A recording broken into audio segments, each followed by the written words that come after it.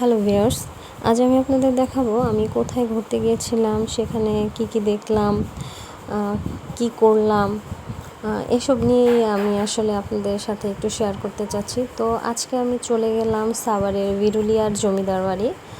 ওখানে যেতে বেশি একটা সময় লাগে না, তো আমরা পৌঁছে গেছি। সেখানে গিয়ে প্রথমেই যেটা দেখলাম সেটা হচ্ছে ভালো, খুব সুন্দর, অনেক পুরাতন জমিদার বাড়ি ছিল।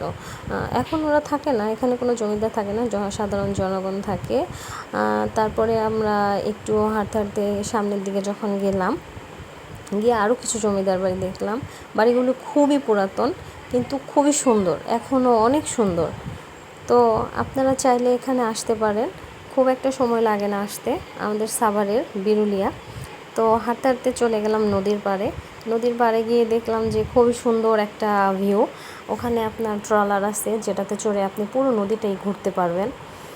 আসার পথে আবারও আমরা নদী টদী দেখে যখন চলে আসছিলাম, তখন আমি আবারও কিছু জমিদার বাড়ির ভিডিও নিলাম।